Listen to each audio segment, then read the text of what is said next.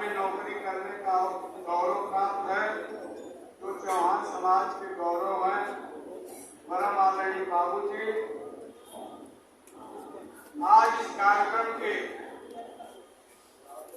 मुख्य अतिथि समाजवादी पार्टी के राष्ट्रीय महासचिव, राजभर समाज के गौरव और अम्बेडकर नगर के शानदार विधायक, परम आदरणीय, जिन्होंने पहली बार नहीं 6वीं बार उनको मेले होने का मौका मिला, परम आदरणीय राजभर जी। इस कार्यक्रम में उपस्थित हम लोगों के नेता, जिनके सानिध्य में लोकसभा में भी काम करने का मौका मिला था, उत्तर प्रदेश सरकार के पूर्व मंत्री परम आदरणीय चंद्रदेव यादव करैली जी, जिनको पूरा प्रदेश करैली के नाम से जानता है। इस कार्यक्रम के विशिष्ट अतिथि हमारे नेता और पूर्वांचल के सुप्रसिद्ध सर्जन और तगड़ी से विधायक डॉक्टर एचएन सिंह पटेल साहब हमारे साथ। तरह का कार्यक्रम कराया जा रहा है। यह देखिए, चौहान समाज का यह जो है चेतना सम्मेलन, जो तमाम सारे सवाल हैं, चौहान समाज शिक्षा में, चाहे राजनीति में, चाहे सामाजिक स्तर पर, चाहे बौद्धिक विकास पर, तमाम सारे सवालों पर, चूँकि चौहान समाज विकसित नहीं है, इसलिए चौहान समाज के लोगों को इस बात को बताने के लिए कि आपके अंदर राजनीतिक चेतना नहीं है, राजनीतिक जागरूकता नहीं है, आपको जागरूक होने की ज़रूरत है। चौहान समाज के तमाम नेता हैं, कैबिनेट मंत्री से लेकर राज्यपाल तक रहे हैं, और आप कह रहे हैं कि चौहान समाज अब उतना जागरूक नहीं है। देखिए, ऐसे लोग, यही कष्ट है संजय बाबू। चौहान समाज के ऐसे लोग हो गए नेता, जिनका आप भी नहीं नाम ले रहे हैं, मैं भी नहीं नाम ले रहा हूँ, जो मेंबर ऑफ पार्लियामेंट हो गए, लेकिन मेंबर ऑफ पार्लियामेंट लिख नहीं सकते। एमएलए हो गए, लेकिन मेंबर ऑफ लेजिस्लेटिव असेंबली लिख नहीं सकते हैं। विधान परिषद के सदस्य हो गए, लेकिन मेंबर ऑफ लेजिस्लेटिव काउंसिल नहीं लिख सकते। यह बात अगर गलत है तो मुझसे आप दूसरा सवाल करिए, लेकिन यह जो निश्चित रूप से जो चौहान समाज के लोग हैं, जो चौहान समाज को धोखा दे रहे हैं, चौहान समाज बार बार धोखा खा रहा है। अब चौहान समाज, मऊ जनपद का चौहान समाज अब अगड़ाई लिया है और निश्चित रूप से अब धोखा नहीं खाएगा। और उन चौहानों से भारतीय जनता पार्टी भले धोखा खा जाए, लेकिन समाजवादी पार्टी अब धोखा खाने वाली नहीं। दारा सिंह चौहान चले गए हैं समाजवादी पार्टी को छोड़कर। हाँ, इसको लेकर आप क्या सोच रहे हैं? देखिए, वो एक गाना सुने होंगे आप, अमिताभ बच्चन का, कुली फिल्म का, तो हम लोग आते हैं और जाते हैं, हम यहीं रह जाते हैं और सारी दुनिया का बोझ हम उठाते हैं। तो ये मेला घूमनी, हमारे नेता हरिश्चंद्र पांडे जी हैं, हमारे नेता हरिश्चंद्र पांडे जी हैं, ये मेला घूमनी कहते हैं, मैं उनको बहुरूपिया कहता हूँ। और ये कहते हैं, एक जो है ये शायर कहते हैं कि बहुत सहा अब सह नहीं सकते। ये इनकी लाइन है, दूसरी लाइन इनकी दूसरी है, लेकिन मेरी दूसरी लाइन है, बहुत सहा अब सह नहीं सकते, मऊ में बाहरी अब पनप नहीं सकते। क्या माना जाए, इस कार्यक्रम के माध्यम से रामहरि चौहान उपचुनाव की तैयारी कर रहे हैं? देखिए, यह नेता के मन की बात है, शीर्ष नेतृत्व तय करेगा। मैं आपको विश्वास दिला रहा हूं कि हमारे नेता माननीय अखिलेश जी 8 महीना पहले मुझसे कह दिए थे कि आपको घोसी से लड़ना है, लेकिन जब बहुरूपिया एंड कंपनी आई है, जिसमें ओम प्रकाश राजभर, समझ रहे हैं, और स्वामी प्रसाद मौर्य का भी नाम मैं ले रहा हूं, भले वो हमारी पार्टी के राष्ट्रीय महासचिव हैं, लेकिन मुझको कहने में कोई संकोच नहीं है धर्मपाल सैनी और इनके साथ तमाम लोग, इन लोगों के आने के बाद वह निर्णय हमारे नेता माननीय राष्ट्रीय अध्यक्ष जी चेंज कर दिए, बदल दिए, लेकिन मुझको कोई गम नहीं है।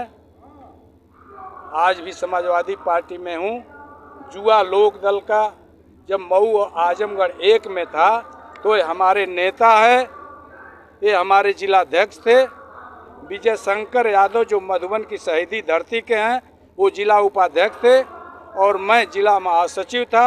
और कोई भी आंदोलन और कार्यक्रम जुआ लोक दल ही करता था। आजमगढ़ में लोक दल जो मेन बॉडी थी उसका जो है कोई मेरे समझ से उनको कुछ नहीं करना था, जो भी करते थे हम लोग करते। राम जन्म जी मात्र क्या माना जाए कि उपचुनाव की जो तैयारी है, उपचुनाव में अगर मौका मिलता है तो रामहरि चौहान क्या किस तरह से अपने समाज को बटोरेंगे और समाजवादी पार्टी मैं दावा करता हूं, मैं यह चाहता हूं, मेरी मंशा है कि भारतीय जनता पार्टी दारा सिंह चौहान को यहां से उपचुनाव लड़ावे। और मैं अपने नेता अखिलेश यादव से निवेदन करके कह रहा हूं कि निश्चित रूप से मुझको समाजवादी पार्टी से घोसी का उपचुनाव लड़ावें। क्या लगता है समाज साथ देगा? समाज तो आज पूछिए न कहीं जाके, आज जो है सभी प्रधान और बीडीसी के सदस्य यहाँ आए हुए थे। जो पूरा मीटिंग हॉल भरा हुआ था उसमें सभी महत्वपूर्ण लोग थे, उसमें इलिटरेट पर्सन नहीं थे। सभी लोग पढ़े लिखे, अध्यापक, डॉक्टर, मिलिट्री के रिटायर्स, प्रधान, भूतपूर्व प्रधान, जिला पंचायत के सदस्य, बीडीसी के सदस्य, इस तरह के लोग यहाँ बैठे हुए थे। ठीक है। पांडे लोकतंत्र रक्षक सेनानी, आज जो लड़ाई है वह लड़ाई इंडिया वर्सेज एनडीए में है। इंडिया का प्रतिनिधित्व कर रही है पीडीए। पीडीए का मतलब पिछड़ा, दलित और अकलियत, अल्पसंख्यक। और एनडीए का नेतृत्व कर रही है जो टीम, उसमें पीएलटी है। पी का मतलब पोंगा पंडित, जिसका नेतृत्व आरएसएस के हेड कर रहे हैं। क्या नाम है जानते हैं? देखिए ये आरएसएस के हेड कर रहे हैं। और मोहन भागवत, हाँ Mohan Bhagwat, you are right, Mohan Bhagwat. और यल का मतलब है लंठ ठाकुर, जिसका नेतृत्व बुलडोजर कर रहा है। और टी का मतलब है टेनी मार बनिया, जिसका अडानी अंबानी से लेकर के चौकीदार कर रहे हैं।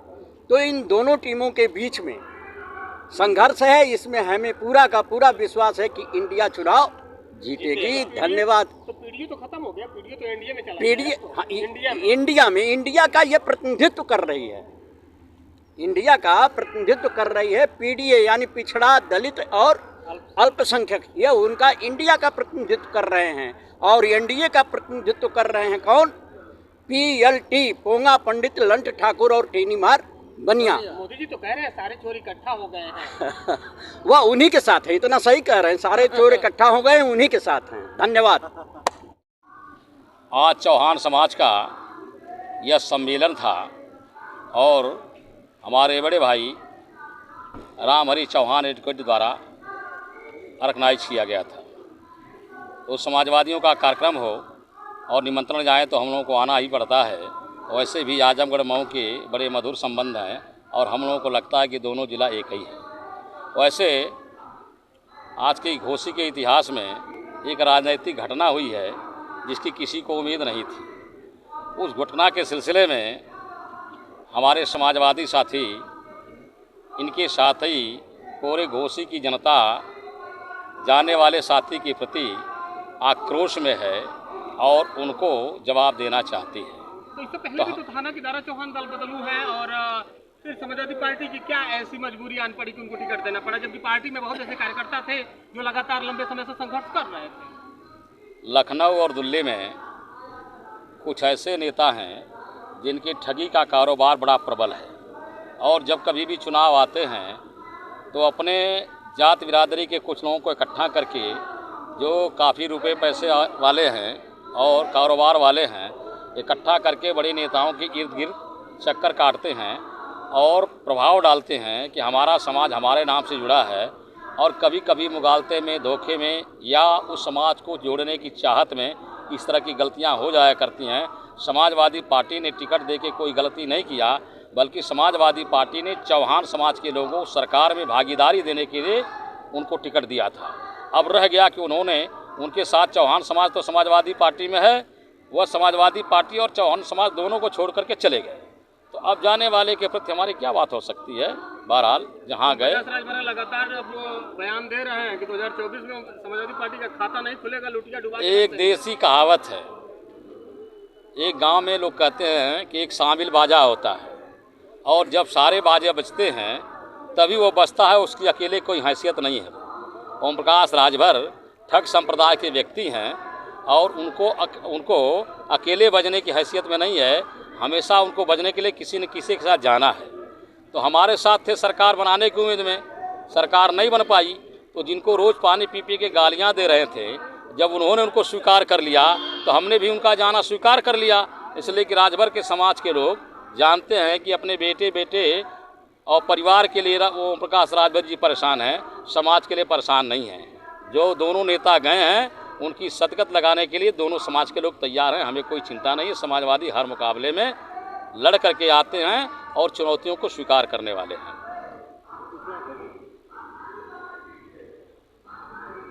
प्रकाश राजभर का कहना है कि पूर्वांचल में समाजवादी पार्टी इस बार सिमट जाएगी, जिस तरह से समाजवादी पार्टी ने हमारे साथ धोखा किया है। समाजवादी पार्टी को समेटने वाले खुद समेट जाया करते हैं। आने वाले दिनों में आपको मालूम हो जाएगा, जब राजभर बस्तियों में ओम प्रकाश राजभर घुस नहीं पाएंगे।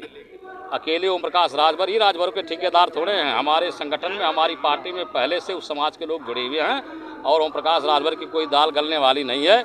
अभी तो बेचारे नाक रगड़ रहे हैं जोगी जी के दरबार में कि किसी तरह से हमें मंत्री बना लो, किसी तरह से हमें मंत्री बना लो। तो जो आदमी दिन रात झूठ बोलता है और अब तो झूठों के ही बाजार में शामिल हो गया, तो झूठ बोलने की उसकी स्पीड भी थोड़ा बढ़ गई है।